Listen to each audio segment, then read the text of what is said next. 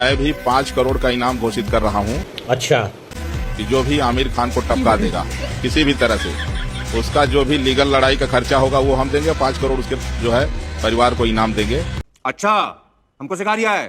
इस तरह के जो बड़े लव जिहाद करने वाले लोग हैं, अगर 100-200 लोगों को टपका दिया जाए ना तो लव जिहाद पूर्ण रूप से बंद हो जाएगा। कहाँ से आएगा 5 करोड़? 200 करोड़ में जो हिस्सा मिला है उसमें से दोगे या फिर कोई और दान पेटी साफ करोगे? क्योंकि मंदिर के बाहर बैठ के अगर तुम्हारे पास 5-10 करोड़ हैं तो हम जैसों को तो डूब मरना चाहिए।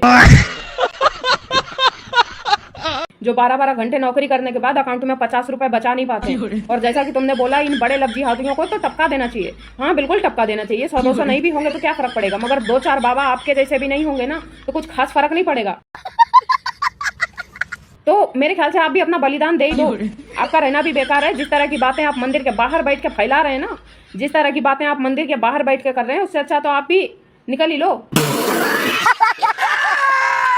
ये झोपड़ी वाले पागल का कहना है कि आमिर खान को मारने वाले को 5 करोड़ का इनाम दूंगा। बताओ, इस झोपड़ी वाले के पास 5 करोड़ आखिर आया कहां से? समझ रहे हो? बताइए, हमारे देश में पढ़े लिखे लोग जो है बेरोजगार घूम रहे हैं और इन जैसे जाहिल मूर्ख के पास 5-5 करोड़ रुपया है। लो भाई, शत्रुघ्न सिन्हा ने सही कहा है। जैसे रावण को नहीं पता था ना श्री राम ही भगवान है, वैसे इन अंध भक्तों को भी नहीं पता है कि चौकीदार ही चोर है। जैसा कि आप लोगों ने शुरुआत में देखा कि बाबा बोल रहे हैं कि मैं 5 करोड़ रुपया दूंगा जो भी आमिर खान को टपकाएगा।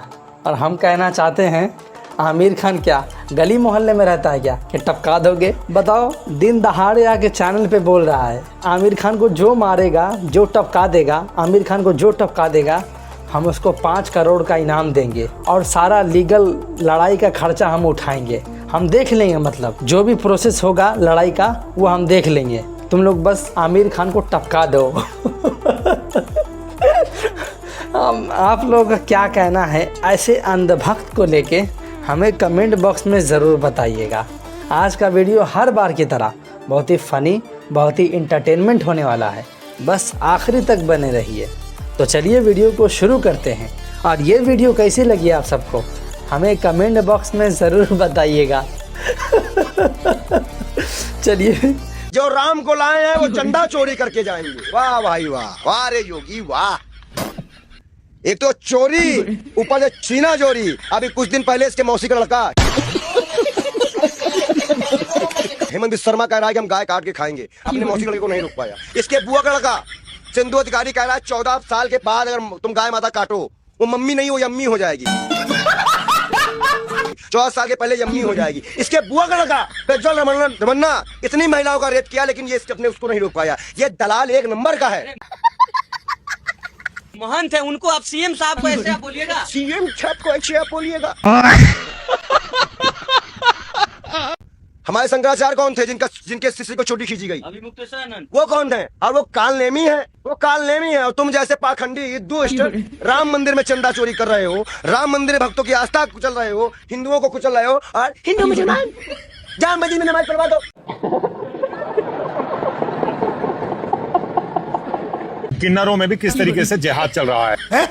किन्नर समाज को जो चला रहा है, उनके सबके ऊपर एक मुसलमानी किन्नर बैठी है और वो सभी को ये कहती है कि मुसलमान बन जाओ। मैंने तो सिर्फ सुना था कि मुसलमानों का हर एक चीज पे कब्जा होगा, लेकिन आज वो सच हो गया। छक्कों पे कब्जा। बोलो जी बर्फानी बाबा की जय। इतनी ही तो अंधभक्ति मुझे चाहिए जिंदगी में, इतनी ही आस्था चाहिए थी कि फ्रीज में अचानक से प्रकट हो जाए मेरे शिवजी महाराज। ये आगरा की घटना है जहाँ पे इन्होंने इतना पुण्य किया है कि इनके फ्रिज में एकदम अमरनाथ जैसा तुरंत शिवलिंग प्रकट हो गए हैं। मैं क्या कहती हूँ भैया, ऐसा मेरा फ्रिज में रोजाना कभी शिवजी कभी लक्ष्मी जी प्रकट करते रहते हैं। आप फ्रिज बंद करें तो तुरंत रह जाएंगे। करके देखो, अगर फ्रिज बंद होने के बाद, अगर फ्रिज बंद होने के बाद भी बाबा जी रह जाए ना, मैं खुद आऊंगी उधर। सब लोगों को देखो दर्शन करने आ रहे हैं, चढ़ावा चढ़ा रहे हैं। भगवान शिव जी भी खुद ही सोच रहे हैं मैं कहाँ प्रकट हो रहा हूँ। कल किसी दिन बाथरूम में एसी लगवा लोगे ना और एसी एकदम चिल कर लोगे, पानी ऐसे धीरे धीरे ना तुम्हारे कोमोड में से निकलने लगेगा। उधर ही चढ़ा देना चढ़ावा। और हम कहते हैं कि हमारा धर्म खतरे में है, हमको किसी और से खतरा है। और हम जो खुद अपना छीछा लेकर करवाने में तुले हुए हैं, हमको उससे कोई लेना देना नहीं है। हमको फ्रिज के अंदर बर्फीले बाबा प्रकट हो रहे हैं। ग्लोबल वार्मिंग की वजह से हमारा अमरनाथ का शिला गायब हो रहा है, लोग दर्शन करने जा रहे हैं, शिला दिख ही नहीं रहा है। और इधर सोचो भाई साहब के फ्रिज में शिव जी प्रकट हो गए। भाई साहब स्विच बंद करो,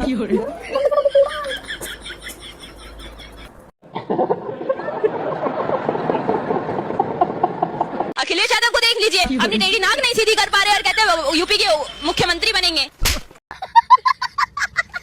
तुझसे पहले भी बोली थी और अब भी बोल रही हूँ, बहन बहन तू मुंह मत खोला कर, बहन तू मुंह मत खोला कर। मतलब कि अब देश चलाने के लिए तुझे सुंदर नेता चाहिए, बिहार अच्छा है क्या तुझे उससे? हैं? और क्या बोली तूने? नाक, ये जो दूसरे के ऊपर टिप्पणी करती है ना तू, खासकर यादवों को लेके, ये टिप्पणी करने से पहले अपना मुंह देख ले, खेवड़ी की तरह रहती है जो 24 घंटा वीडियो पोस्ट करती रहती है ना अपना करके मुंह लेके। तेरा जो मुंह है ना, खेवड़ा जैसा दांत है ना, उसपे हमारी यादव जी की भैंसिया ना गोबर भी ना करे। तो टिप्पणी करी हो भी हमारे नेता पे, तुझे कहती हूँ तो मुंह मत खोला कर, मुंह मत खोला कर, नहीं तो तेरा खेवड़े से दांत एक दिन बाहर निकल आएगा। और कोई डॉक्टर या तुम्हारे मोदी जी भी नहीं लगा पाएंगे उस दांत को। अंधभक्ति खेवड़ी लोगों के कच्छे में छेद हो रखा है, उसके बाद भी लगे हुए मोदी मोदी मोदी। गर्व हो रहा है ये बताते हुए कि आज भारत जो है वो बीफ प्रोड्यूसर में दूसरे नंबर पे। क्या बात कर रहे हैं? और ऐसा हम नहीं कह रहे हैं, सुन लीजिए कि कौन कह रहे हैं। भारत दुनिया का दूसरा सबसे बड़ा बीफ प्रोड्यूसर है।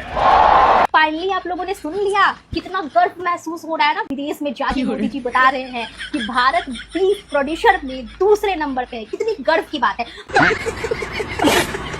तो जल्दी जल्दी से इस वीडियो को शेयर कर दीजिए और बताइए कि आपको भी गर्व है कि हमारा भारत जो है वो बीफ बेचने में, मतलब विदेशों में सप्लाई करने पे दूसरे नंबर पे है, और ये जो है बहुत ही गर्व की बात है। तो जल्दी जल्दी से कमेंट कर दीजिए।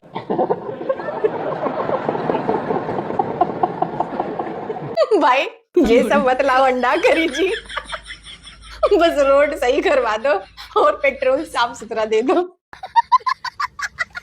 उसमें किसी ने कमेंट किया है, फेंको विपरीत शक्ति के साथ फेंको। अगर फेंकने वालों के सींग होते तो गडकरी जी 12 सिंगा होते। बस कर भाई, वरना झूठ बोलने में तू अपने मालिक का भी रिकॉर्ड तोड़ देगा। बिल्कुल रोड पे चलने लायक तो छोड़ा नहीं है, और सोचो जिस दिन ये वाली बस आ गई वो तो हमेशा के लिए ही उड़ जाएगा। अभी तो सिर्फ अस्पताल में भर्ती होते हैं, लगता है ये आदमी जिंदा नहीं रहने देगा। गडकरी अब समझ गया है कि मोदी की तरफ फेंकना पड़ेगा, तभी तो प्रधानमंत्री बनेगा। हवा में बात करने वाला हवा में बस भी उड़ा सकता है। जब नाश मनुष्य पे छाता है, पहले विवेक मर जाता है। हाँ, कल ही मैंने आसमान में आपको और मोदी जी को बस चलाते देखा था।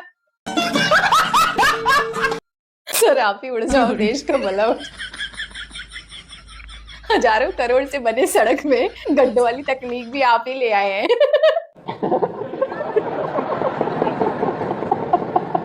ए भाई, जब बिहार सरकार वादा किया था कि बिहार में नौकरी रोजगार देंगे, चुनाव जीतने के बाद बिहारी को बिहार में फैक्ट्री खोल के रोजगार देंगे, नहीं दे रहा है। चलो 6 महीना हो गया, चलो सरकार से आंदोलन करने।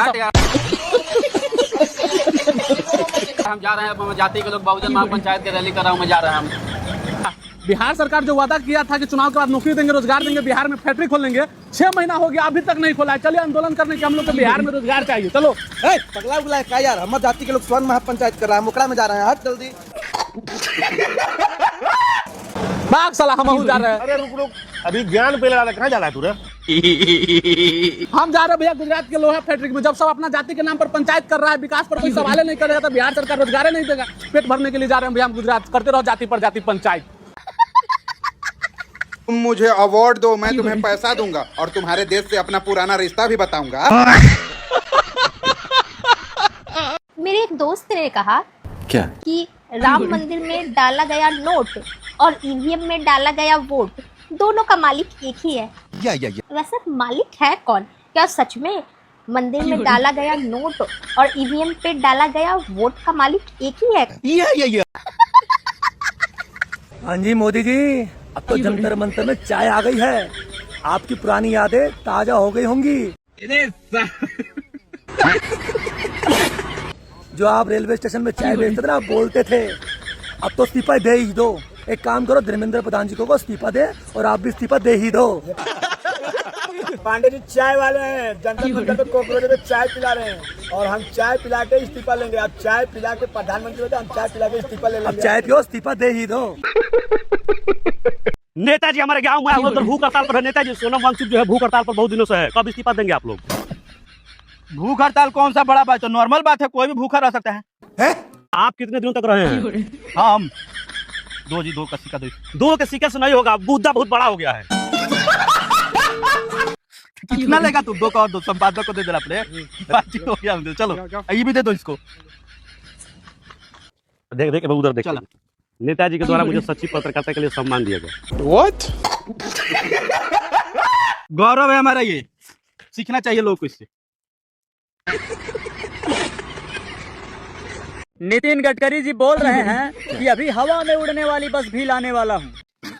सही पकड़े हैं। हाँ, जैसे हवा में पुल उड़ जा रहे हैं टूट टूट के, हाँ, सड़क जैसे पाताल में उड़ उड़ के चली जा रही हैं, वैसे ही बसों लाने वाले हैं। ये बताइए कि जो बसा लाएंगे हवा में उड़ेगी, वो पेट्रोल से उड़ेगी कि गन्नक जूस से? 2014 के बाद कुछ साफ हुआ है चाहे नहीं हुआ है, लेकिन गधे का चेहरा एकदम साफ हो गया है, एकदम ग्लो कर रहा है बे, एकदम यामी गौतम लियन जो फेयर एंड लवलिया का प्रचार करती है। एक दिन के लिए तो प्रधानमंत्री बना दी जाए तो सबसे पहले क्या करबो? सबसे पहले मंत्री हमको बनाई दे दे, जितना जनता के है पैसा लूट के और अपने घर में खाम मजे से